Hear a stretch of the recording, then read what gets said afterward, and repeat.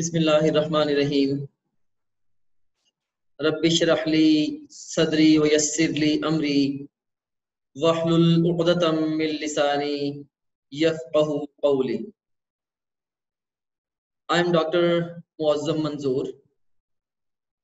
Today we are going to start off our discussion with how to read the textbook for entry test prep. कि entry test की तैयारी के लिए आपने text book किस तरीके से पढ़नी है, आज हम इस चीज को डिस्कस करेंगे। तो इससे पहले कि हम अपनी डिस्कशन को कन्वेंशनली स्टार्ट करें, कुछ कोटेशंस आपके साथ में शेयर करना चाहूंगा। एक इस वक्त आपको स्क्रीन पे नजर आ रही है, like no two persons ever read the same book. क्या अपेरेंटली एक अजीब सी बात लगती है, लेकिन कहा क्या जा रहा है कि no two persons ever read the same book, मतलब एक ही किताब को दो जब मुख्तलिफ लोग पढ़ते हैं तो उससे वो मुख्तलिफ लर्निंग लेते हैं, डिपेंडिंग अपॉन के उनकी स्किल्स कैसी हैं, और इससे भी ज्यादा इंपॉर्टेंट कि उनका जो प्रीवियस बैकग्राउंड है वो कैसा है। मीन्स के जैसे मैं आपको एग्जाम्पलीफाई करता हूँ कि जब आपने अपनी बायोलॉजी की जो पार्ट 1 की बुक है उसका फर्स्ट चैप्टर जब फर्स्ट टाइम पढ़ा था उस वक्त उसका मीनिंग और था, और जब आप उसको फोर्थ या फिफ्थ टाइम पढ़ते हैं तो उस वक्त बिल्कुल वो चीजें आपके लिए न्यू मीनिंग ले लेती हैं, क्योंकि आपका जो बैकग्राउंड नॉलेज है बहुत सारा वो इंक्रीज हो चुका होता है, जिस वजह से फर्स्ट टाइम आपको जो बहुत कम चीजें समझ आई थी अब सेकंड गो में आपको काफी ज्यादा बेहतर तरीके से समझ आ रही होती। इसी तरीके से हर इंडिविजुअल का अपना अपना पूरा लाइफ का बैकग्राउंड होता है कि उसने कब कब क्या क्या कहाँ कहाँ से कैसे कैसे सीखा, तो उसके अकॉर्डिंगली ही बुक से उसकी लर्निंग जो है वो दूसरे इंडिविजुअल से वेरी कर रही होती है, राइट। तो जैसे अब मैंने बुक रीडिंग को साइंटिफिकली सीखा है आफ्टर लॉट ऑफ रिसर्च। तो इवन बहुत ऐसी किताबें जो बहुत मोटी मोटी किताबें हैं, लाइक जिनको फर्स्ट टाइम पढ़ने में मे बी मुझे 6 महीने लगे थे, लेकिन मैंने उनको इस तरीके से पढ़ना सीखा अगर आज भी मुझे वो रिवाइज करनी पड़े तो within one day you can say within 24 hours I can manage to revise them. और ये कब मुमकिन हुआ? जब मैंने बाकायदा तौर पे इस काम को सीखा, ठीक है। सो कोई से भी दो लोग कभी भी सेम किताब को नहीं पढ़ते।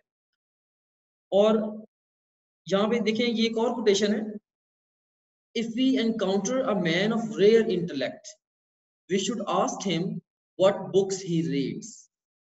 जब भी आपको कभी कोई ऐसा इंसान मिले, आपको लगे जिसका बारे में आपको लगे कि इसका जो इंटेलेक्ट है वो बहुत रेयर है, तो आपको क्या चाहिए कि आप क्या करें, आप उससे जाके पूछें कि भाई कौन सी किताबें तुम पढ़ते हो।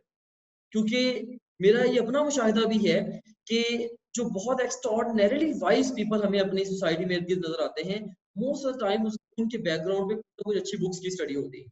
सो बुक स्टडीज इट्स इंपॉर्टेंट। फिर एक और ये देखिए कोटेशन आप देखें, there is a great deal of difference between an eager man who wants to read a book and a tired man who wants a book to read. देखेंगे कि अगर एक बंदा है और वो उसको वो एक्टिव उसको एक किताब चाहिए जिसको उसने पढ़ना है, लाइक ठीक है। So he wants a book, और an eager man who wants to read a book, एक शौक के साथ एक बंदा एक किताब को पढ़ना चाहता है, वो बंदा। और दूसरा वो बंदा जो कि जिसको बस थका हुआ है, रात को सोते वक्त बस पढ़ने के लिए कोई भी किताब चाहिए। तो इन दोनों में बड़ा फर्क है, ठीक है। ऑफ कोर्स जो ईगर मैन है वो कुछ सीखना चाहता है, और दूसरे वाला जो बंदा है जिसको बस टाइम पास के लिए किताब चाहिए वो जस्ट टाइम पास ही करना चाहता है, राइट। सो इन दोनों चीजों में डिफरेंस है, राइट। सो आपने इस चीज को अंडरस्टैंड करना है। ये भी बुक रीडिंग के साथ एक चीज आती है। उसके बाद देखिए कि keep reading books but remember book is only a book and you should learn to think for yourself. ठीक है, किताबें पढ़ते रहें, लेकिन याद रखना किताब किताब ही होती है, ठीक है। तो जो ट्रू बेनिफिट आपको बुक का मिलता है वो कब मिलता है? जब आप उसके नॉलेज को अप्लाई करते हैं, ठीक है। जब उस किताब को पढ़ के आप अपने लिए सोचते हैं तो तब आप उसका ट्रू बेनिफिट लेते हैं, राइट। ओके, सो अब हम स्ट्रेट अवे बगैर वक्त जाया किए हम टेक्स्ट बुक की रीडिंग मेथोडोलॉजी पे चलते हैं कि आपने टेक्स्ट बुक को किस तरह से पढ़ना है। एफएससी में आप में से बहुत सारे बच्चों ने किताब को पढ़ना टेक्निकल तरीके से सीखा नहीं, लेकिन तो इसके बावजूद एफएससी में उनके नंबर अच्छे आ गए। बहुत सारे बच्चे ऐसे हैं, इसके बावजूद एफएससी में उन्होंने अच्छा स्कोर कर लिया, राइट। एफएससी चूंकि बहुत ज्यादा टेक्निकल एग्जाम नहीं है, उसके मुकाबले में जो एंट्री टेस्ट है ये काफी ज्यादा ट्रिकी एग्जाम है और इसमें बहुत ज्यादा सिलेबस है। आपने उसको बहुत कम टाइम में ज्यादा डेप्थ में जाके रिवाइज करना होता है। तो इसके लिए अगर आप लोग टेक्टफुली इसको नहीं करेंगे तो ये अच्छे तरीके से नहीं हो पाएगा, ठीक है। तो इसके लिए ये मेथड मैं आपके सामने पेश कर रहा हूं, which is steps of SQ3R method for the book reading. ये SQ3R मेथड है, ओरिजिनली SQ3R मेथड है जो वर्ल्ड वाइड लोग यूज भी करते हैं, लेकिन इस मेथड को मैंने थोड़ा सा मॉडिफाई किया है और इसके एंड पे मैंने एक टी भी लगा दी है, SQ3R-T मेथड। ये टी क्यों लगाया I will tell you later. तो सबसे पहले हम देखते हैं कि SQ3R है क्या। So the first S, it stands for the survey, Q stands for the questions, first R out of the 3 R's stand for read, second R stands for recall, third R stands for review and last पे हमारे पास आता है जी teach। सो ये एक multi step process है जिसके जरिए आपने किताब को पढ़ना होगा। इससे पहले कि मैं इस बुक रीडिंग स्ट्रेटजी की निटी ग्रिटी में जाऊं, मैं आपको ये बताना चाहता हूं कि हमारी जो मेमोरी है वो दो तरह की होती है। एक होती है शॉर्ट टर्म मेमोरी और दूसरी long term memory. Short term memory के बारे में अहम बात यह है, शॉर्ट टर्म मेमोरी के बारे में अहम बात यह है कि वो लिमिटेड होती है और स्ट्रेस में हमारा साथ छोड़ जाती है। जैसे जस्ट आप याद करें कि कभी आपका सडनली टेस्ट अनाउंस हुआ तो आपने जोरों शोर से पढ़ना शुरू किया, तो एक स्टेज के बाद जाके आपका ब्रेन मजीद इनटेक नहीं ले रहा हो। आप चीजों को बुक पढ़ रहे होते लेकिन आप अब्सॉर्ब भी नहीं कर पा रहे। रीजन कि चीजें आपकी शॉर्ट टर्म मेमोरी के अंदर जा रही हैं और शॉर्ट टर्म मेमोरी लिमिटेड होती है और ये स्ट्रेस में आपका साथ भी छोड़ जाती है। जब आप नेक्स्ट डे जाएंगे एग्जाम में बैठेंगे, आप स्ट्रेसफुल स्टेट में होंगे, तो काफी गुड प्रोबेबिलिटी है कि आपको वो इन्फॉर्मेशन आप भूल जाएंगे, आप उसको रिकॉल नहीं कर पाएंगे। दूसरी तरफ जो मेमोरी होती है that is the long term memory. Long term memory number one ये अनलिमिटेड होती है। ये बहुत बड़ी बात है कि ये अनलिमिटेड होती है। लॉन्ग टर्म मेमोरी अनलिमिटेड होती है, लामुतनाही होती है, यानी कि जितनी मर्जी इंफॉर्मेशन आप इसके अंदर स्टोर कर लें। और सेकेंडली ये स्ट्रेस में आपका साथ नहीं छोड़ती। लाइक अगर आप रात को 2 बजे सोए हुए हैं, अगर आप कोई चीज आपकी लॉन्ग टर्म मेमोरी में पड़ी है, आप आपको जगा के पूछा जाएगा भाई इसके बारे में बताओ ये कैसे है, कोई मे बी मैथमेटिक्स का कोई डिफिकल्ट क्वेश्चन है या फिजिक्स का कोई कॉन्सेप्ट है, अगर वो आपकी लॉन्ग टर्म मेमोरी में अगर वो आपकी लॉन्ग टर्म मेमोरी में है तो आप उसको लाजमी तौर पर रिकॉल कर पाएंगे। अब स्टूडेंट्स को मसला क्या दरपेश है? स्टूडेंट्स को मसला ये दरपेश है कि वो अपनी लॉन्ग टर्म मेमोरी में इंफॉर्मेशन को स्टोर करने का तरीका नहीं जानते। मैं अगर एज अ स्टूडेंट आपसे पूछूं कि आप स्टूडेंट हैं, शॉर्ट टर्म मेमोरी और लॉन्ग टर्म मेमोरी, आप किस मेमोरी में अपने दिमाग में इंफॉर्मेशन स्टोर करना चाहेंगे? Of course you would say of course long term memory में जो लिमिटेड भी है, जो सॉरी अनलिमिटेड है, जो स्ट्रेस में मेरा साथ भी नहीं छोड़ेगी। लेकिन अब मैं आपसे अगर अगला क्वेश्चन पूछूं कि भाई ऐसा कौन सा तरीका है, ऐसा कौन सा मेथड है जिसके जरिए आप इंश्योर करेंगे बुक पढ़ते हुए कि ये चीज आपकी लॉन्ग टर्म मेमोरी में चलेगी?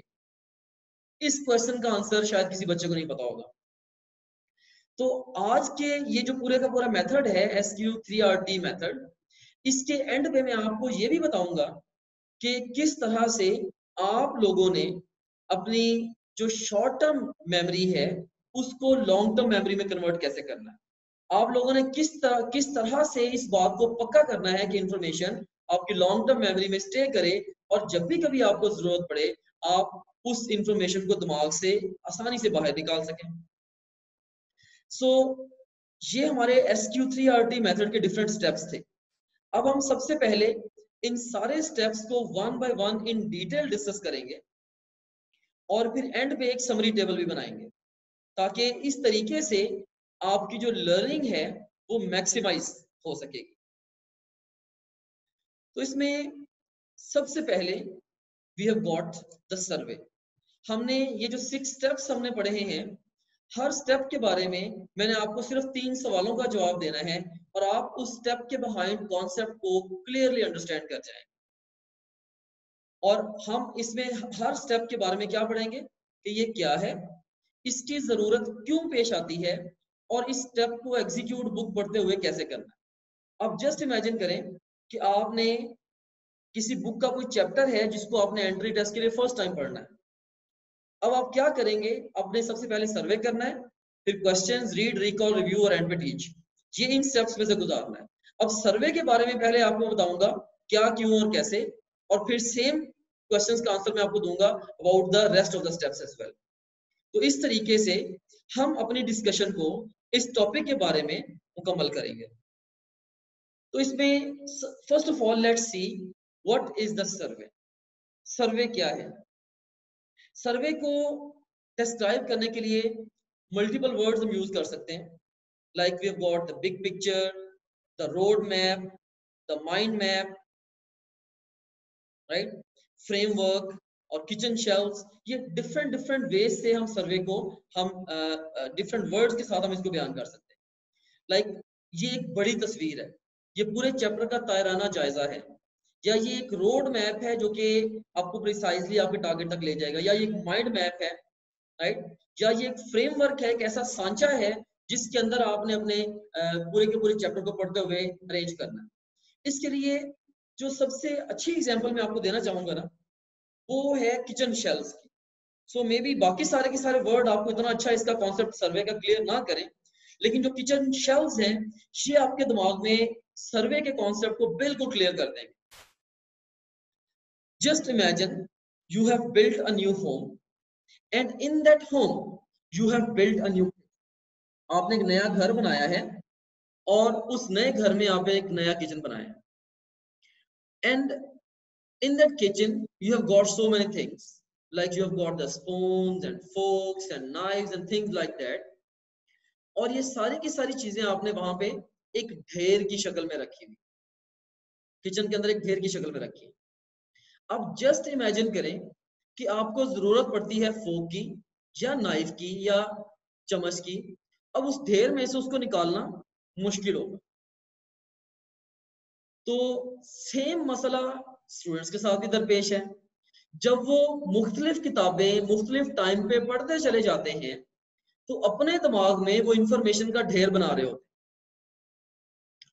तो जब इम्तिहान में बैठ के कोई स्पेसिफिक इंफॉर्मेशन को उन्हें पुल आउट करना पड़ता है तो वो नहीं कर पाते, बिल्कुल वैसे ही जैसे कि ढेर में से मुतलका बर्तन को निकालना मुश्किल है। तो इस मसले का हल क्या है? इसका हल ये है, जैसे अगर किचन में बर्तनों का ढेर है तो इसका हल क्या है भाई, किचन में शेल्फ्स बनाएं और मुख्तलिफ चीजों को मुख्तलिफ शेल्फ्स के अंदर रखें, छुरियां कांटे अलग रखें, बाकी दूसरे बर्तन डिफरेंट कैटेगरीज बना बना के अलग रखें।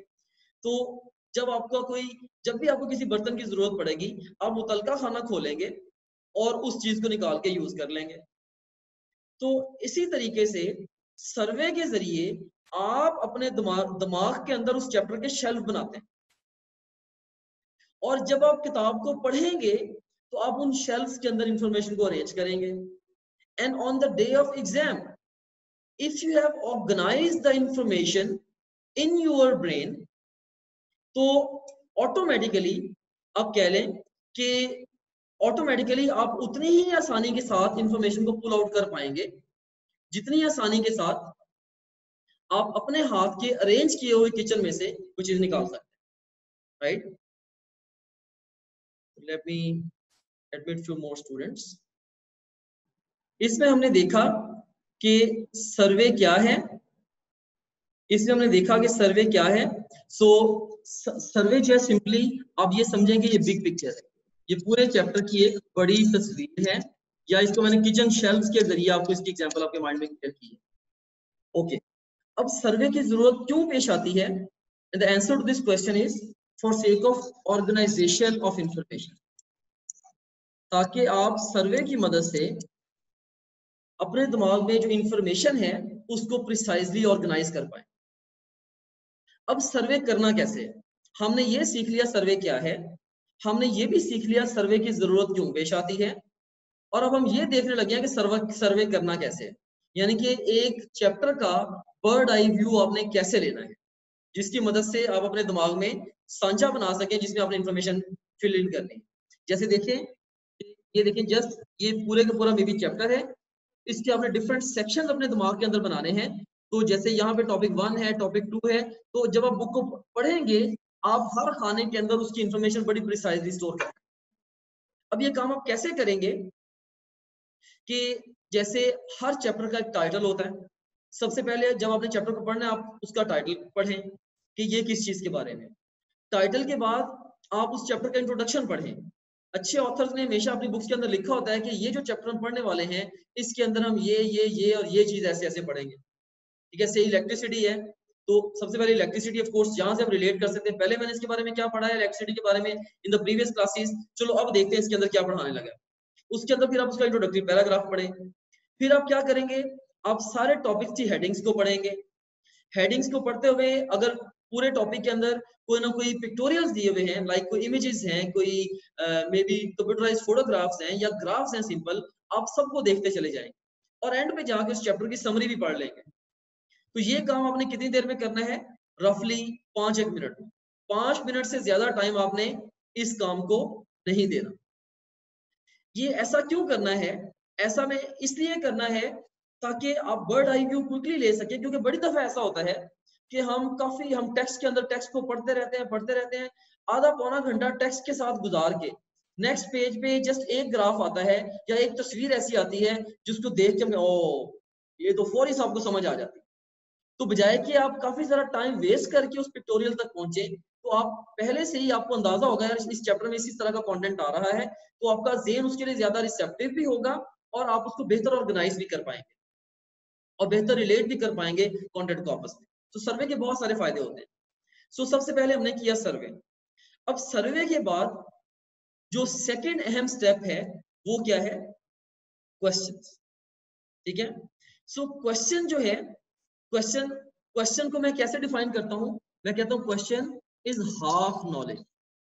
क्वेश्चन की जो बेस्ट डेफिनेशन है मेरी नॉलेज में, ये क्वेश्चन क्या है? ये हाफ नॉलेज है। सवाल आधा इल्म होता है। ठीक है, तो बच्चे जो सबसे बड़ी गलती करते हैं टेक्स्ट बुक पढ़ते हुए, वो ये करते हैं कि वो ये सोचते हैं यार पहले हमने किताब को पढ़ना है, बाद में हमने क्वेश्चन अटेम्प्ट करने। तो अब देखिए कि इससे नुकसान क्या होता है कि सवालों के बगैर जो लर्निंग है वो इंसान की पैसिव लर्निंग होती है। सवाल बिल्कुल ऐसे ही हैं जैसे अब जस्ट इमेजिन करें, अब जस्ट इमेजिन करें आपका किसी मूड बना और आप चले गए, आप नहर पे चले गए और आपने सोचा मैं जी मछलियां पकड़ता हूँ वहां जाकर। आपने जनाब वहां पे थ्रेड डाल दिया, उसके आगे ना वो हुक लगाई और ना ही आपने उसके अंदर बेट लगाई, जस्ट सिंपल आप धागा डाल के बैठे हुए, सुबह से लेकर शाम तक बैठे रहे, क्या उसके अंदर फिश आ जाएगी? It's out of question. तो सवालों के बगैर किताब को पढ़ना बिल्कुल ऐसे ही है जैसे हुक के बगैर और बेट के बगैर फिश पकड़ना। तो ये बहुत बड़ी मिसकॉन्सेप्शन है बच्चों के दिमाग में कि सवालों के बगैर भी किताब को बड़ा प्रिसाइजली पढ़ा जा सकता है। भाई सवाल they give you the purpose of reading. आपने किताब को क्यों पढ़ना है, आपने किताब को क्यों पढ़ना है, ये चीज आपको ये क्वेश्चन ने बतानी। तो अब ये कह सकते हैं कि सवालों के बगैर लर्निंग पैसिव लर्निंग होती है। आपको अंदाजा ही नहीं है कि वहां आपने किस चीज को कैसे सीखना है या किसी टॉपिक को अपने अप्रोच कैसे करना है।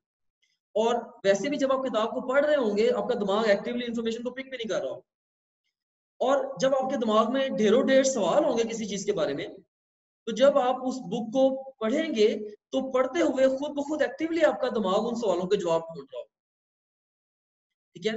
सो यहाँ पे मैं कहना चाहूंगा, if you want to learn how to find something, you must first learn how to hide something. If you want to learn how to answer a question, you must first learn how to write a question. अगर आप ये सीखना चाहते हैं कि आपने किसी सवाल का जवाब कैसे देना है, तो आप लोगों को खुद सवाल बनाने सीखने हो। तो सवाल कहाँ से आएंगे? एक तो आप लोग अपने सवाल भी बना सकते हैं। जैसे अगर सब्जेक्टिव क्वेश्चन हो, सब्जेक्टिव पेपर हो, फिर तो मैं रिकमेंड करता हूँ जैसे कुछ बेसिक चीजें हैं जैसे what, why, how, who, when, where, which, तो इन चीजों को आप ध्यान में रख के आप ये भी क्वेश्चंस ही हैं, आप इनको लेके चल सकते हैं। लेकिन when it comes to the entry test, you have to be more particular about the question. तो इसके लिए जो बेहतरीन अप्रोच एंट्री टेस्ट के लिए मैं रिकमेंड करता हूं, वो मैं ये रिकमेंड करता हूं कि जब भी आपने किसी टॉपिक को एंट्री टेस्ट के लिए पढ़ना है, आप एफएससी में पहले उसको पढ़ चुके हैं, अगर नहीं भी पढ़ा कोई बात नहीं, आप सबसे पहला काम ये करें कि आप टॉप ग्रेड के क्वेश्चन बैंक पे जाएं, वहां पे मुतलका सब्जेक्ट का टेस्ट क्रिएशन पे जाएं, और उसके अंदर जो पास क्वेश्चंस है, पास क्वेश्चन को चूज करें और मुतलका टॉपिक के सारे पास क्वेश्चन निकाल लें। फॉर एग्जाम्पल, प्रोजेक्टाइल मोशन के आप सारे के सारे पास क्वेश्चंस को निकाल, उन क्वेश्चंस को आप अटेम्प्ट करें और एक दफा उन क्वेश्चंस में से थ्रू हो जाए। अब देखिए, ये वो सारे क्वेश्चन हैं जो पहले 10 साल में इस एग्जाम में आ चुके हों। तो इन सवालों को भले आपने अटेम्प्ट किया, मे बी आपने 50 सवाल अटेम्प्ट किए या 30 सवाल अटेम्प्ट किए, सारे गलत हो गए, 2-4 ही जस्ट ठीक हुए, there is nothing to worry about, क्योंकि आपकी लर्निंग फेज है। अभी आपने क्वेश्चंस को अपने आप को इवेलुएट करने के लिए नहीं अटेम्प्ट किया, आपने इसलिए अटेम्प्ट किया है कि आप ये देख पाए कि इम्तिहान में सवाल कैसे आए। ठीक है, तो इसीलिए पहले आप लोग पास क्वेश्चंस को अटेम्प्ट करेंगे, पास क्वेश्चंस को अटेम्प्ट करेंगे, और उसके बाद आप टेक्स्ट बुक को रीड करना शुरू करेंगे। अब खुद ब खुद सोचें कि सवालों से पहले आपने जो किताब को पढ़ना था, आपको ये पता नहीं था कि एग्जाम में पेपर आना कैसे है। ठीक है, आपको ये पता नहीं था कि एग्जाम में पेपर क्वेश्चन कैसे आना है एग्जैक्टली। लेकिन अब आपने चूंकि पास क्वेश्चंस देख लिए हैं पूरे डेकेड के, अब आपको एग्जैक्टली पता है कि यहाँ से एग्जाम में क्वेश्चन ऐसे आना, राइट। सो इसके लिए कैसे करना है क्वेश्चंस वाला काम? You can make your own questions, या और भी अच्छा तरीका कार क्या है कि पास्ट या मॉडल पेपर, आप पास्ट या मॉडल पेपर्स को देखें। पास्ट मॉडल पेपर्स होते हैं, अगर इवन शॉर्ट या लॉन्ग क्वेश्चन का पेपर भी है, टॉपिक को पढ़ने से पहले आप क्वेश्चन उसके पास मॉडल पेपर्स देखें। तो ये हो गया questions. So once again I would like to tell you that I am not worried if you are attempting questions and you are getting them wrong, but I am real time worried if you are not attempting questions at all. बच्चों की आदत होती है वो सवालों से दूर भागते हैं, और ये एक अहम तरीन और ये मोस्ट इंपॉर्टेंट और मोस्ट मिस्ड स्टेप है in the study of the students. ये अहम तरीन मरहला भी यही है किताब पढ़ने के लिए, और सबसे ज्यादा मिस भी बच्चे इसी को करते हैं, राइट। बहुत सारे बच्चे सर्वे भी कर लेते हैं, रीडिंग भी शुरू कर देते हैं, बाद में जो अगले स्टेप्स आएंगे, लेकिन वो क्वेश्चंस की तरफ नहीं जाते। तो क्वेश्चंस के बगैर पढ़ना ऐसे ही है कि आपके दिमाग में मकसद ही नहीं है पढ़ने का, तो पढ़ के क्या करेंगे आप? उसके बाद नेक्स्ट हम चलते हैं, थर्ड हमारा जो स्टेप है दैट इज रीड। रीड क्या है, इसको मैं यहाँ पे लिख देता हूँ। इसका उर्दू में मतलब होता है पढ़ना, वेरी सिंपल। ठीक है, ये पढ़ना है, और ये जितना इसका मतलब आसान है, इसको पढ़ना, ये करना उतना ही मुश्किल है। अच्छा, अब आप लोगों ने क्यों पढ़ना है? आपके दिमाग में क्या मकसद होना चाहिए जब आप पढ़ने लगे, बुक को जब रीड करने लगे? अच्छा, मैंने बहुत सारे स्टूडेंट्स के इंटरव्यूज किए। मैं मेडिकल कॉलेज में होता हूँ, तो मैंने वहां पे अपने स्टूडेंट्स को मैंने बिठा के 10 स्टूडेंट्स को बिठा के मैंने हर एक से अलग अलग उनकी अप्रोच पूछी कि आप किताब को कैसे पढ़ते हैं। अब डिफरेंट स्टूडेंट्स की डिफरेंट अप्रोच थी। ऑफ कोर्स वो सारे स्टूडेंट ब्रिलियंट वंस होते हैं, इवन उनकी अप्रोच के अंदर बहुत सारे फ्लॉज थे। अब आप लोग एफएससी के भी स्टूडेंट हो, आप में तो और भी ज्यादा फ्लॉज होंगे। अब different students different different veg में किताब को पढ़ते हैं। जैसे कुछ बच्चे ऐसे होते हैं कि वो एक लाइन को पढ़ा, उसको बार बार पढ़ा, समझ के दिमाग में बैठाया, फिर अगली लाइन को पढ़ा, और उसके बाद एक पैराग्राफ पढ़ के उसको पूरे को मेमोराइज किया, फिर अगले पैराग्राफ को पढ़ा। कुछ लोग इस तरीके से पढ़ते हैं। कुछ लोग जो है वो क्या करते हैं, पूरा पैराग्राफ पढ़ के या पूरा टॉपिक पढ़ के, तो उसके बाद दिमाग में सोचते हैं इससे मुझे क्या समझ आई है। ठीक है, तो कुछ लोग ऐसे करते हैं, बस पढ़ते चले जाते हैं, कहते हैं अल्लाह खैर रखे, जो स्टोर होता है दिमाग में हो जाए नहीं तो ना से, right. Most of the students ऐसे ही कर रहे होते हैं। तो भाई याद रखें, आपने अपने आप को खुश करने के लिए नहीं पढ़ना, आपने पढ़ना है किस मकसद के लिए? इम्तिहान में नंबर लेने, ठीक है, आपने एग्जाम में स्कोर करना है। तो अपने आप को खुश करने के लिए नहीं पढ़ना आप लोगों ने। तो पढ़ना क्यों है आप लोगों ने? इसके क्लियर ऑब्जेक्टिव्स आपके दिमाग में होने चाहिए। और क्लियर ऑब्जेक्टिव्स दो हैं, दो क्लियर ऑब्जेक्टिव्स हैं। Number 1, find the answer of question. Second step में सवाल आपने अपने दिमाग में क्रिएट किए थे, उनके जवाबों को ढूंढना एक मकसद है। और दूसरा मकसद क्या है? Understanding of information. Understanding of information.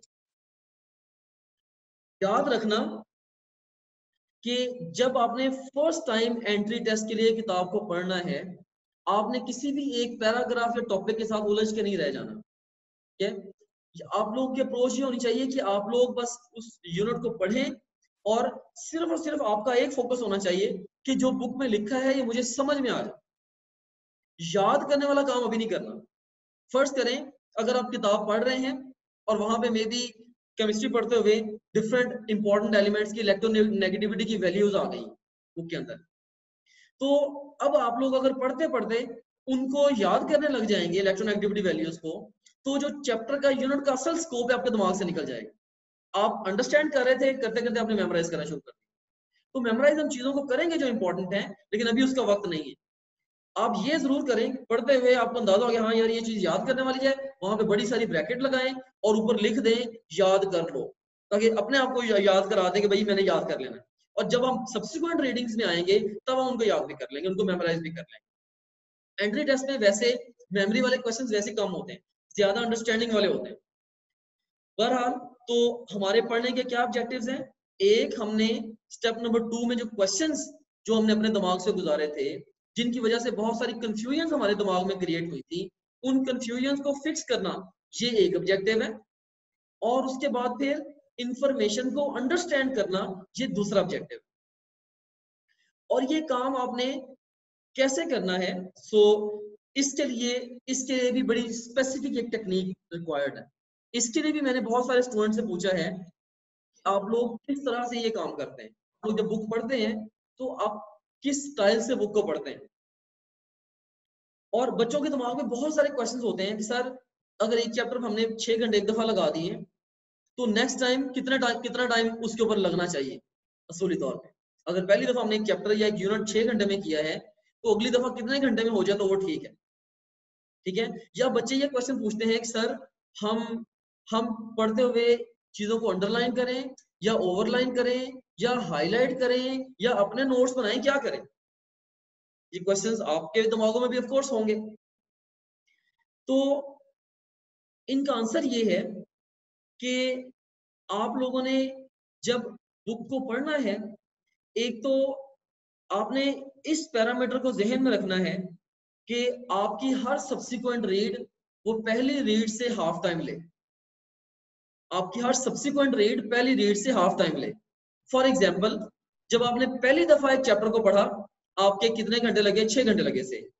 तो सेकंड टाइम वो 3 घंटे में होना चाहिए, थर्ड टाइम 1.5 घंटे में होना चाहिए, और फोर्थ टाइम रफली वो कह लेंगे 45 मिनट्स में होना चाहिए, और फिफ्थ टाइम 15-20 मिनट में, और सिक्स टाइम 5-10 मिनट में हो जाना चाहिए। सो एंट्री टेस्ट के लिए भी ऐसे ही है। एंट्री टेस्ट के लिए टाइम मिलना भी आपको ऐसे ही है। अभी आपको जिस चीज के लिए 6 घंटे मिल रहे हैं, एग्जाम से 3-4 दिन पहले आपको उसी चीज के लिए 10 या 15 मिनट मिल रहे हैं। तो अगर आप इस पैरामीटर को पूरा नहीं कर पाएंगे, अगर आप हर सब्सिक्वेंट रीड को प्रीवियस रीडिंग से हाफ टाइम में नहीं कर पाएंगे, तो एग्जाम से पहले आप प्रॉब्लम में आ जाएंगे।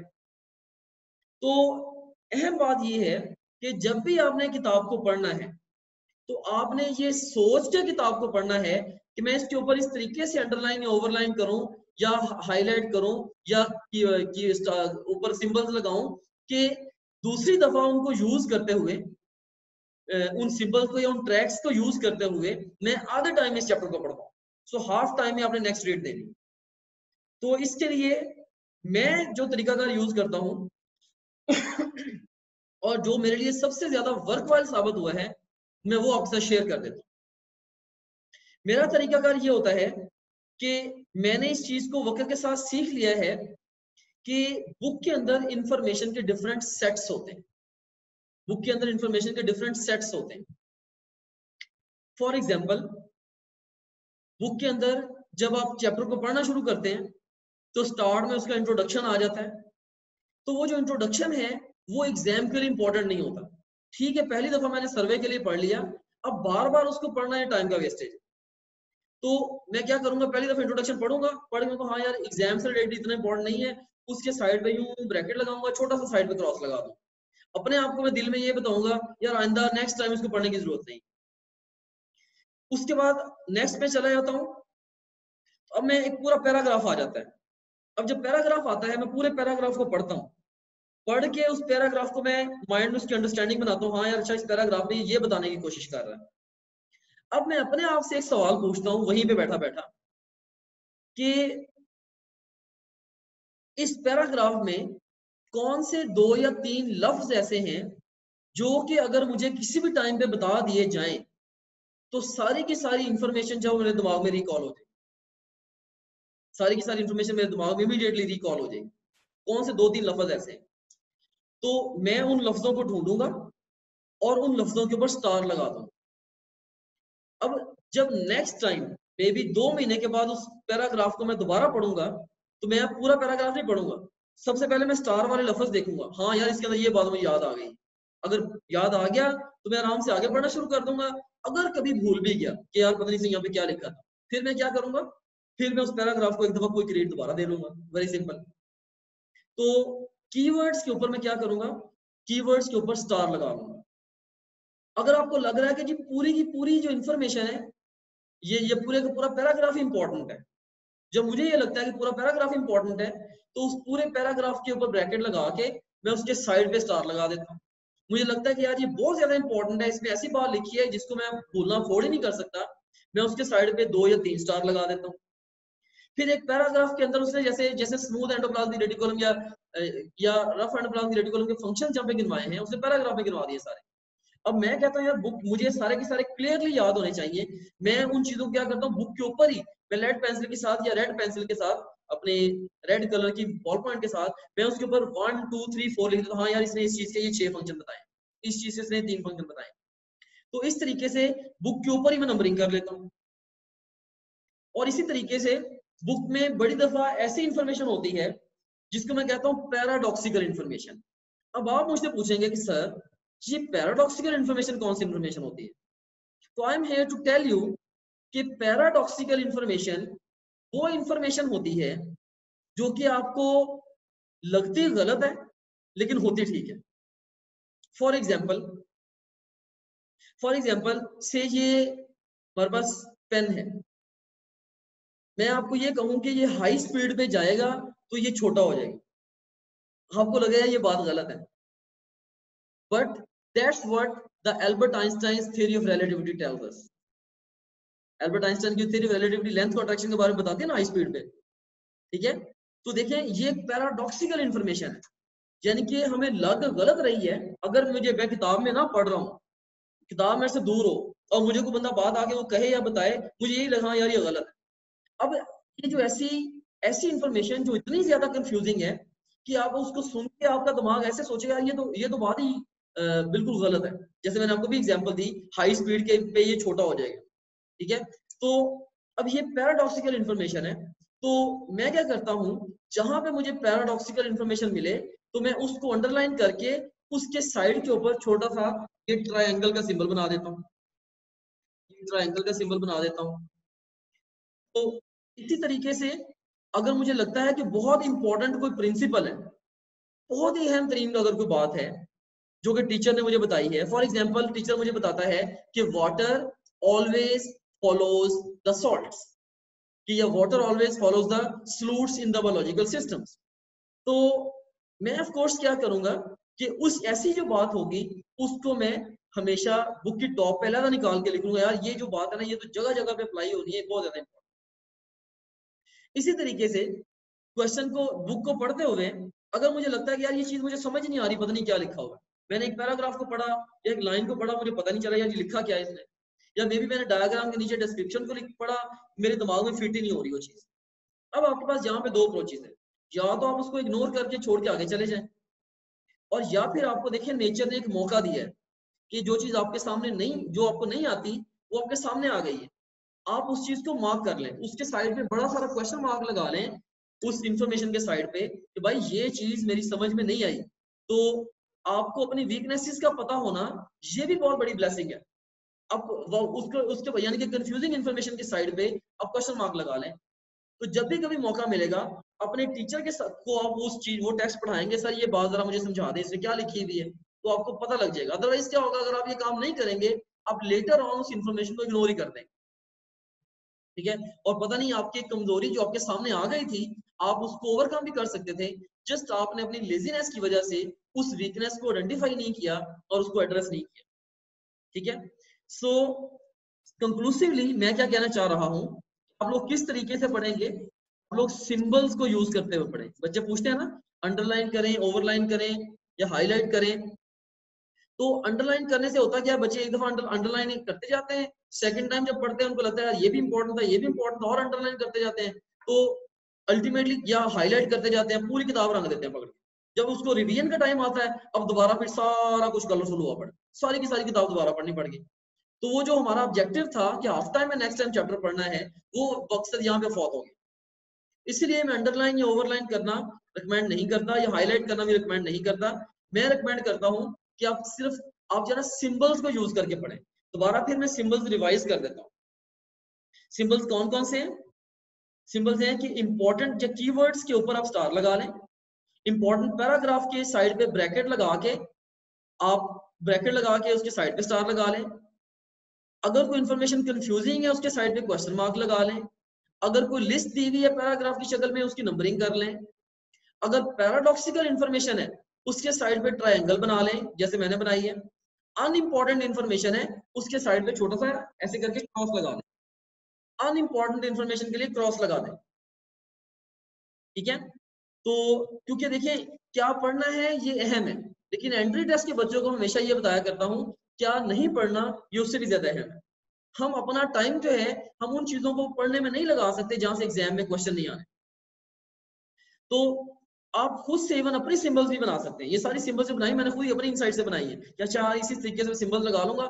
इसका फायदा ये होता है कि जब मैं एक दफा किताब को पढ़ लेता हूँ ना, जब मैं दूसरी और तीसरी दफा पढ़ता हूँ, दूसरी दफा या तीसरी दफा पढ़ता हूँ तो मुझे अब किताब पढ़नी नहीं पड़ती, मैं सिर्फ किताब खोलता हूँ तो मुझे किताब खुद पढ़ा रही होती है। ये देखो like just with in seconds मैं दिखा यार ये स्टार है, ये पैराडॉक्स है, ये ऐसे ऐसे ऐसे उसको क्विकली देख के तो जस्ट वो चीज से मैंने पूरी बुक के अगर पूरे पेज के ऊपर अगर 200 वर्ड्स थे, मे बी मैं जस्ट 10 या 15 वर्ड्स को पढ़ूंगा और पूरे पेज की इंफॉर्मेशन मेरे दिमाग में आ जाएगी। So does it make sense? अब देखिए कि इस तरीके से हम अपने जो पहली रीडिंग पे टाइम लगेगा और वो आपको जितना जल्दी हो सके लगा देना चाहिए, जो सब्सिक्वेंट रीड्स हैं अब वो आपके लिए सुपर फास्ट हो जाएंगे, सब्सिक्वेंट रीड्स आप लोगों के लिए सुपर फास्ट हो जाएंगे। सो ये था रीडिंग, तीसरा मरहला। अब चौथा मरहला क्या है? रिकॉल। रिकॉल से क्या मतलब है? रिकॉल का मतलब है, यहाँ मैं लिख देता हूं, जहन पर जोर देकर याद करना, जोर देकर याद करना। पहले था ना कि आपने सिर्फ और सिर्फ पढ़ा, सिंबल्स और अंडरस्टैंड किया और सिंबल्स लगा ली। अब आपने क्या करना है, जब आपने एक टॉपिक पढ़ लिया अब बुक को बंद करें और माइंड में रिकॉल करें कि अच्छा यार ये इसमें मैंने क्या क्या चीजें कैसे कैसे पढ़ी हैं, ठीक है। जेहन या जो चीज आपको भूल रही है, जो चीज अभी तक नहीं माइंड में बैठ रही, अब उसको बुक से दोबारा पढ़ लें। इसकी जरूरत क्यों पेश आती है? Answer to this question is creation of memory, creation of memory. ताकि अगर कुछ चीजें याद करने वाली हैं, इस स्टेज पे आपका फोकस सिर्फ याद करने के ऊपर है। जब आपने पहले रीडिंग कर रहे थे आपने लिख दिया था कि ये इन्फॉर्मेशन याद कर लें या मेमोराइज इट कर लें, आपने उसको उसी वक्त मेमोराइज नहीं किया था, पहली रीड में सिर्फ आपने अंडरस्टैंड किया था। तो अब आप लोग क्या कर सकते हो, अब आप लोग ऑफ कोर्स इस स्टेप के ऊपर आके आप उस सारी इंफॉर्मेशन को कह लो कि उसको अच्छे तरीके से माइंड में प्रिपेयर कर सकते हो, अपनी मेमोरी को पक्का कर सकते हो। अच्छा आप लोगों में से बहुत सारे स्टूडेंट्स ये सोच रहे होंगे कि ये तो काम तो सर, ये बुक रीडिंग खुद से ये तो इतनी मुश्किल है, इतने सारे आपने इसके स्टेप्स बता दिए हैं, इसको करना तो और भी ज्यादा मुश्किल होगा। बहुत सारे स्टूडेंट्स ये भी सोच रहे होंगे। तो I am here to tell you कि ये आपको मुश्किल लग रहा है, ये प्रोसेस आपको मुश्किल लग रहा है क्योंकि ये थोड़ा सा मुश्किल है भी, ठीक है। और अगर आपने वाकई बुक से बहुत अच्छी इंफॉर्मेशन ग्रैब करनी है तो आपको ये सीखना पड़ेगा। और दूसरे नंबर पे ये भी है कि ये शुरू शुरू में मुश्किल लगता है। जस्ट इमेजिन जैसे जैसे अगर आप कार ड्राइव आपने सीखनी हो तो फर्स्ट टाइम आप बहुत ज्यादा सोचते हो, अच्छा मैंने गाड़ी को खोलना है, आप डोर खोला, बैठ गए, मिरर सेट किए, उसके बाद इंजन को स्टार्ट किया, गियर चेंज किया, कितना कॉन्शियस होकर आप गाड़ी चला रहे हो, कब मोड़ काटना है, दूसरी गाड़ी आ गई उससे कैसे बचना है, वगैरह वगैरह। लेकिन जैसे जैसे आपके चंद दिन गुजरते हैं ड्राइविंग करते करते, अब आप ड्राइविंग आपके रिफ्लेक्सेस में आ जाती है। आप चाबी उठा के घुमाते हुए जाते हो, गाड़ी में बैठते हो, पता ही नहीं चलता आप कब घर से ऑफिस चले जाते हो या अपने स्कूल कॉलेज चले जाते हो, बड़ा कन्वीनियंटली काम हो जाता है, आप रास्ते के बारे में भी नहीं आप सोचते। तो इसको कहते हैं चीज का रिफ्लेक्सेस में आ जाना। तो ये जो मेथड है, ये तकरीबन मेरा एक्सपीरियंस ये है कि जो बच्चे इसको इम्प्लीमेंट करना शुरू कर देते हैं, जो इसको इम्प्लीमेंट करना शुरू कर देते हैं, तकरीबन 2 हफ्ते लगते हैं इसको रिफ्लेक्सेस में आने के लिए, 2 हफ्ते लगते हैं रिफ्लेक्सेस में आने के लिए। और अगर वो भी अगर आप स्टिक किए रहे तो तकरीबन तकरीबन 60 डेज के बाद, 60 डेज के बाद ये मेथड इस स्टेट में आ जाता है, आपको पता भी नहीं होता कि मैं किसी मेथड के तहत पढ़ रहा हूँ, लेकिन आप इस मेथड के साथ पढ़ के बहुत अच्छे रिजल्ट्स ले रहे हो। सो बहरहाल आप दोबारा अपनी डिस्कशन पे वापस चलते हैं रिकॉल के ऊपर, कि जहन पे जोर देकर याद करना। क्यों करना है आपने? Creation of memory. और कैसे आपने करना है कि एक तो close the book and try to revise, दिमाग में रिवाइज करने की कोशिश करें। एक ही तरीकाकार ये भी है, you can also try answering questions this time, try to answer questions this time. आप आराम से दोबारा फिर क्वेश्चंस के टेस्ट क्रिएट करें, अब आप उनका आंसर देने की कोशिश करें, जिस क्वेश्चन पे आप ब्लॉक हो उसकी मदद से दोबारा किताब को पढ़ें। ये भी एक बड़ी अच्छी अप्रोच होती है रिकॉल करने की। ओके, उसके बाद नेक्स्ट जो हमारे पास फिफ्थ स्टेप है, ये है रिव्यू का। याद है शुरू में मैंने आपको एक बात कही थी कि बच्चे ये नहीं जानते कि किस तरह से शॉर्ट टर्म मेमोरी को लॉन्ग टर्म मेमोरी में कन्वर्ट करना है। तो शॉर्ट टर्म मेमोरी को लॉन्ग टर्म मेमोरी में कन्वर्ट करने का जो जो तरीकाकार है वो ये रिव्यू है। रिव्यू का सादा लफ्ज़ में मतलब क्या है? इसका मतलब है दोहराई। ठीक है, आपने क्यों दोहराई करनी है? For sake of the consolidation of memory. पहले हमने देखा ना, पहले रीडिंग में हमने अंडरस्टैंड किया, फिर रिकॉल में हमने उसको चीज को याद कर लिया, अब हमने याददाश्त को पक्का करना है। पक्का करने से मुराद ये है हमने इंफॉर्मेशन को शॉर्ट टर्म से लॉन्ग टर्म में लेके जाना है। और ये काम हम कैसे करेंगे? How shall we do this thing? ये क्वेश्चंस के बाद आज की डिस्कशन का सेकंड मोस्ट इंपॉर्टेंट लेसन मैं आपको देने लगा, और ये रिसर्च बेस्ड है। साइंटिस्ट ने एक रिसर्च की थी जिसमें उन्होंने बहुत सारे स्टूडेंट्स को लेके जो कि इक्वल आईक्यू कैलिबर के थे, उनको उन्होंने पर्टिकुलर टॉपिक्स जो है वो प्रिपेयर करवा दिए। प्रिपेयर करवा के उन उन उन बच्चों को प्रिपेयर करवा के नेक्स्ट डे पे कुछ बच्चों को रिवाइज करवाए, कुछ को नेक्स्ट वीक में, कुछ को नेक्स्ट मंथ में, कुछ को नेक्स्ट ईयर के अंदर। और उसके बाद उन्होंने उसी टॉपिक में से फ्यू इयर्स लेटर उनका टेस्ट लिया। तो अमेजिंगली सबसे अच्छी परफॉर्मेंस उन बच्चों की आई जिन्होंने सेकंड डे पे उसको रिवाइज किया था। तो साइंटिफिक रिसर्च ने ये बात प्रूव की है कि जब भी कोई इंफॉर्मेशन 24 घंटे के अंदर अंदर, लेकिन 12 आवर्स से के गैप के साथ, 24 घंटे के अंदर अंदर लेकिन 12 आवर्स के बाद, सो 12 से 24 घंटे, सो यू कह रहे हैं कि जब भी कोई इंफॉर्मेशन 24 घंटे के अंदर अंदर 12 आवर्स के गैप के साथ आपके दिमाग में 2 दफा एंटर की जाती है, तो वो शॉर्ट टर्म से लॉन्ग टर्म में चली जाती है। जैसे डॉक्टर जाकिर नाइक की मेमोरी है, माशाल्लाह कितना जबरदस्त उनकी मेमोरी है, क्योंकि उन्होंने सीखा है बाकायदा तौर पे कि अपनी अनलिमिटेड लॉन्ग टर्म मेमोरी में इंफॉर्मेशन को स्टोर कैसे करना। तो ये है कंसोलिडेशन ऑफ मेमोरी। सो इसका आपके लिए टेक होम पॉइंट क्या है?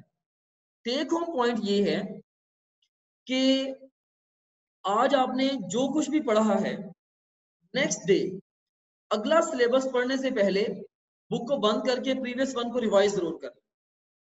जो चीजें भूली थी वो भी आपके दिमाग से वेपोरेट हो चुकी हैं, दोबारा उनको पढ़ें और उनको पक्का कर लें, और उसके बाद आप आगे चले जाएं।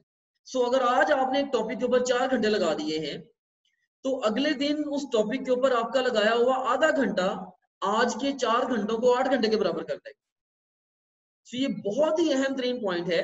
हमारी आदत ये होती है, हम एक टॉपिक पढ़ लेते हैं, पढ़ के अगली दफा जब हमने एक पूरा टॉपिक पढ़ लिया, जब पूरा चैप्टर पढ़ लिया, बाद में दोबारा हम उस चैप्टर को खोलते हुए भी इरिटेट हो रहे होते हैं या डर रहे होते हैं कि क्यों, क्योंकि हम ये सोच रहे होते हैं यार इसमें भूल गया हुआ है, तो आपको उससे डेफिनेटली तकलीफ होती है यार मुझे ये भी सारा कुछ भूल गया होगा।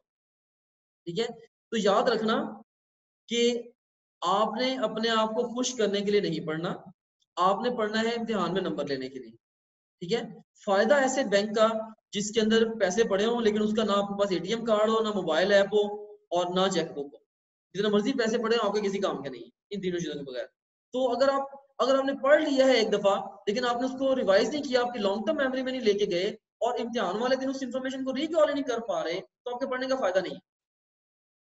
ठीक है, सो ये जो रिव्यू है ये वेरी वेरी इंपॉर्टेंट है, ये एक्सट्रीमली एक्सट्रीमली इंपॉर्टेंट है। तो रिव्यू आपने किस तरीके से करना है, तो मैंने आपको बता दिया कि revise on next day, revise on next day, अगले दिन अगला सिलेबस पढ़ने से पहले आप प्रीवियस कंटेंट को दोबारा एक दफा रिवाइज कर लें। ठीक है, तो ये था रिव्यू। सो उसके बाद एक आखिरी मरहला है, वो है टीच। ये मैंने खुद इसके अंदर ऐड किया है, जो मेथड प्रेस्क्राइब्ड है उसके अंदर तो ये नहीं है, लेकिन मुझे पता है कि इंसान पढ़ने के लिए उतना नहीं पढ़ता जितना इंसान पढ़ाने के लिए पढ़ता है। जैसे मैंने खुद जब बायोलॉजी अपने एमडी कैट के लिए पढ़ी थी, मैंने इतने अच्छे से नहीं पढ़ी, लेकिन जब मैंने एंट्री टेस्ट के बच्चों को पढ़ाना था तब मैंने उसको बहुत ज्यादा बारीकी से पढ़ा था। तो इसलिए अगर आप लोग बुक पढ़ते हुए सिर्फ ये सोचना शुरू कर दें कि मैंने यार ये टॉपिक किसी तरह किसी को पढ़ा देना है, तो आपकी जो अप्रोच है वो और बेहतर हो जाती है। तो टीच है क्या, यह है पढ़ाना। अब क्यों पढ़ाना चाहते हैं, क्योंकि इससे आपके जो है ना वो डीपर कॉन्सेप्ट्स बिल्ड होते हैं, डीपर कॉन्सेप्ट्स। और ये आप काम करेंगे कैसे, आप अपने किसी ना किसी फेलो को या जो बच्चा, जैसे आप ये भी कर सकते हैं कि दो बच्चे अलग अलग टॉपिक तैयार करके वो 5-5 मिनट में एक दूसरे को समझा दें। अगर आप लोग स्टडी ग्रुप अच्छे बना लें जिसमें आप कुछ गप्पियों में टाइम वेस्ट ना करें, सिर्फ आप पढ़ाई से रिलेटेड स्टडी ग्रुप बना लें, तो ऑफ कोर्स फिर ये बड़े वर्कवाइल भी होते हैं। आप 2 या 4 टॉपिक्स डिवाइड करके वो दोनों एक दूसरे को करा दें, दोनों का टाइम बच जाता है। ठीक है, सो बहरहाल जो भी टॉपिक आपने पढ़ा है आप किसी फेलो को या किसी ना किसी को वो टॉपिक जो वो टीच जरूर कर लें। तो भले वो आपने 1 घंटे में पढ़ा है, समझ के आप उसको 2 या 3 मिनट में किसी को समझाने की कोशिश करें, तो आप वो 2-3 मिनट में आप उसको कैसे समझाना है सादा 3 अल्फाज में, ऑफ कोर्स इस मकसद के लिए आपको पूरा घंटा बड़े एक्यूरेट तरीके से पढ़ना पड़ेगा, बड़ी डेप्थ में जाके पढ़ना पड़ेगा, तो ऑटोमेटिकली आप बुक के साथ ज्यादा बेहतर एंगेज हो जाएगी। तो ये हमारे पास 6 मरहले थे पढ़ने के। अब इस सारी की सारी डिस्कशन को मैं यहाँ पे सम अप कर रहा हूँ इस टेबल के अंदर, कि ये टेबल आपके सामने है, इसके अंदर हम इनको रिवाइज करते हैं, इस सारे टेबल के अंदर क्विकली चीजों को रिवाइज कर लेते हैं। अच्छा, इस स्टेज पे किसी बच्चे के दिमाग में अगर क्वेश्चंस हैं तो ये व्हाट्सएप मैंने अपना खोल लिया हुआ है, तो क्वेश्चंस मुझे पोस्ट कर दें, मैं इंशाल्लाह क्वेश्चंस को आंसर भी दे दूंगा। ठीक है, इन क्वेश्चंस के जो आंसर्स हैं वो भी मैं आपको देता चला जाऊँ। फाइन, तो आप मुझे क्वेश्चन पोस्ट कर सकते हैं। सो सर्वे क्या है, बिग पिक्चर है, और क्वेश्चंस हैं ऑफ कोर्स ये हाफ नॉलेज है, सवाल है। रीडिंग क्यों, रीडिंग चाहिए क्या है, पढ़ना, रिकॉल ज़हन पे जोर दे के पढ़ना, और रिव्यू रिवाइज करना, और टीच पे पढ़ाना। ठीक है, फिर हम सर्वे क्यों करते हैं, देखिए सर्वे हम क्यों करते हैं, ताकि हमें बिग पिक्चर मिल जाए, हमें बड़ी तस्वीर नजर आ जाए जिसके अंदर बाद में रंग भर सकें। क्वेश्चंस हम क्यों पढ़ते हैं, क्योंकि क्वेश्चंस हमें पर्पस ऑफ रीडिंग देते हैं। फिर रीडिंग हम क्यों करते हैं, ताकि हम इंफॉर्मेशन को अंडरस्टैंड कर पाए। फिर रिकॉल क्यों करते हैं, ताकि हम इंफॉर्मेशन को, ताकि हम मेमोरी क्रिएट कर पाए, क्रिएशन ऑफ मेमोरी। और फिर हम रिव्यू क्यों करते हैं, फॉर कंसोलिडेशन ऑफ मेमोरी। ठीक है, याददाश्त को पक्का करने के लिए, नेक्स्ट डे पे जो रिवाइज करते हैं। और टीच क्यों करते हैं हम, ताकि हम डीपर कॉन्सेप्ट्स बिल्ड कर सकें। देखिए स्टेप बाय स्टेप आपने जाना है। सबसे पहले आपने बड़ी तस्वीर देख ली, फिर आपने ये देख लिया कि यार पढ़ने का मकसद क्या है आज का, फिर आपने ये देख लिया कि इसके अंदर लिखा क्या है उसको समझ लिया, समझ के आपने याद कर लिया जो चीजें याद करने वाली हैं। वैसे तो जो चीज आप समझ लेते हो काफी हद तक आपको वो आसानी से याद हो जाती है। Ununderstood memorised learning decays with time, जिस चीज को आपने समझे बगैर याद किया है ना, वक्त के साथ साथ उसने आपके दिमाग से निकल जाना। ठीक है, ununderstood memorised learning decays with time, remember this. तो आपने अंडरस्टैंड करना है। अंडरस्टैंडिंग जो है ये मेमोरी को एम्पावर करती है। आपने मेमोरी को क्रिएट कर लिया, नेक्स्ट डे आपने रिवाइज करके याददाश्त को और पक्का कर लिया, और जब भी मौका मिला आपने वो टॉपिक किसी ना किसी को पढ़ा के उसको, उस टॉपिक को हमेशा के लिए अपने दिमाग के अंदर आपने फ्रेश कर लिया, राइट। तो ये है, ये क्यों, ये वाई के क्वेश्चन का आंसर मैंने दे दिया। अब इस सारी डिस्कशन का जो नटशेल है ना, अब मैं आपको ये देने लगा हूँ, ये अब जो इन्फॉर्मेशन मैं आपको देने लगा हूँ, ये मैं देने लगा हूँ कि लुबे लबाब पूरी इन्फॉर्मेशन का, कि आपने सारा, आपने अभी तक हमने पढ़ा कि सर्वे क्या, क्यों और कैसे, क्वेश्चंस क्या, क्यों, कैसे, रीड, रिकॉल, रिव्यू, हमने इन सारे स्टेप्स के बारे में इन 3 क्वेश्चंस के आंसर दिए हमने, 3 क्वेश्चंस के हमने आंसर दिए, राइट। तो लेकिन टेक होम पॉइंट आपके लिए क्या है? जो टेक होम पॉइंट है आपके लिए वो ये है कि सिर्फ जो मैं इन 6 खानों में अब जो लिखने लगा हूं ना, बस आप सिर्फ इसके ऊपर अमल दरामद कर लें। बाकी जितनी भी इंफॉर्मेशन मैंने आपको दी है ना, वो सारी की सारी इंफॉर्मेशन सिर्फ आपको समझाने के लिए थी, आपका कंसेप्ट क्लियर करने के लिए। अब लेकिन जो मैं आपको इंफॉर्मेशन देने लगा हूं, ये स्ट्रेट वे आपने अप्लाई करनी है। अप्लाई करने वाला इसमें जो सेक्शन है वो यही वाला है। इसके अंदर अगर आप देखें, सर्वे, सबसे पहले आप लोगों ने क्या करना है, सबसे पहले आप लोगों ने जो मैंने तरीकाकार बताया है कि आपने चैप्टर का टाइटल, इंट्रो, टॉपिक नेम्स और पिक्चर्स, इनके जरिए आपने बर्ड आई व्यू लेना है। फिर आपने पास क्वेश्चंस अटेम्प्ट करने हैं या मॉडल क्वेश्चंस। फिर आपने पढ़ना है सिंबल्स के जरिए, रीड विद सिंबल्स, और समझना है इंफॉर्मेशन को। फिर आपने बुक को क्लोज करके, close the book and recall the information, close करके आपने इंफॉर्मेशन को दोबारा रिकॉल करना है। ये काम उसी वक्त करना है। फिर अगले दिन आपने दोबारा दोहराई करनी, अगले दिन दोहराई ये रिव्यू, और फिर आपने किसी को पढ़ा देना है, ठीक है। तो ये बस 6 स्टेप्स हैं। वंस अगेन अब देखिए, सारी डिस्कशन को मैं सम अप कर रहा हूं। मैं यहाँ पे आपके सामने अभी ये लेके आता हूँ कि यू सीन हियर, सारी इंफॉर्मेशन को मैं सम अप कर रहा हूँ। सबसे पहले आपने क्या करना है, चैप्टर का नाम पढ़ा, इंट्रोडक्शन पढ़ा, उसके सारे के सारे टॉपिक्स के नेम्स पढ़े, आपने उसकी तस्वीरें देखी, समरी पढ़ी, सर्वे हो गया। आपने उस चैप्टर से रिलेटेड या उस टॉपिक से रिलेटेड जो पढ़ने लगे हैं, आपने क्वेश्चंस, पास्ट या मॉडल क्वेश्चंस आपने अटेम्प्ट किए, आपको पता लग गया पढ़ना कैसे है। फिर जब आपने पढ़ना है, आपने एक्टिवली सवालों के जवाब भी ढूंढने हैं और इस तरीके से पढ़ना है कि आपको समझ आ जाए। फर्स्ट, थर्ड स्टेप जो है। फिर जो फोर्थ स्टेप है, रिकॉल, आपने ऐसे करना है कि आपने उसी वक्त बुक क्लोज करना है और दिमाग में इंफॉर्मेशन को रिवाइज करने की कोशिश करनी है। फिर 5वें नंबर पे आपने रिव्यू करना है, यानी कि अगले दिन आपने जाके दोबारा दोहराई कर देनी है, और उसके बाद फिर जब भी मौका मिले आपने वो इंफॉर्मेशन किसी ना किसी को टीच भी कर देनी है। So that's all about the book reading. मैं उम्मीद करता हूँ कि आप लोगों को ये बुक रीडिंग का जो मेथड है ये पसंद आया होगा। ये बहुत ही पावरफुल मेथड है। एक दफा आपके रिफ्लेक्सेस में आ गया, एक दफा आपने इससे कुछ रिजल्ट्स ले लिए ना, तो फॉर एवर ये आपको हेल्प आउट करेगा। मैंने एमबीबीएस में जो किताबें पढ़ी थी, या मैंने बेतहाशा किताबें, वैसे जनरल सेल्फ हेल्प की बुक्स पढ़ी हैं, या बिजनेस रिलेटेड बुक्स पढ़ी हैं, या अपनी कह लें कि प्लानिंग रिलेटेड बुक्स पढ़ी हैं, बहुत सारी बुक्स पढ़ी हैं। मैं हमेशा सारी किताबों को सिंबल्स के साथ पढ़ता हूँ। उसका फायदा ये होता है कि जब भी मुझे कभी दोबारा जरूरत पड़ती है, मैं स्ट्रेट अवे उस बुक को निकालता हूँ और मैं उसको 2-4 घंटे में उसके सारे अहम 3 लेसन को रिवाइज कर लेता हूँ। यानी कि मेडिसिन का सब्जेक्ट जो है, जैसे ये सब्जेक्ट आपको पढ़ने में 6 महीने लग जाते हैं तकरीबन, इतना लेंथी सब्जेक्ट है, बहुत ज्यादा फोकस करके पढ़ो तो 3 से 4 महीने तो कहीं नहीं गए। मैंने उस वक्त इसके ऊपर मेहनत जो करनी थी कर ली, लेकिन अब जो मेरी मेडिसिन की बुक है वो इस तरह से पढ़ी हुई है कि जब मर्जी मैं चाहूँ उसके ऊपर सिर्फ मैं 1 से 2 दिन लगा लूँ तो पूरी किताब दोबारा रिवाइज कर सकता हूँ। तो क्यों? क्योंकि मैंने सारी की सारी किताब सिंबल लगा के टेक्निकली बड़े तरीके से पढ़ी। क्या तो जैसे मैं किताब खोलता हूँ मुझे वो किताब खुद पढ़ाना शुरू कर देती है, हाँ भाई यहाँ पे ये चीज ऐसे थी, ऐसे थी, ऐसे थी। तो इस तरीके से ऐसे ही आपकी जो एक्टिव स्ट्रेटजीज होनी चाहिए पढ़ने के हवाले से, ठीक है। बाकी आप सब लोगों का बहुत शुक्रिया, आप लोगों ने इस सेशन में मुझे ज्वाइन किया।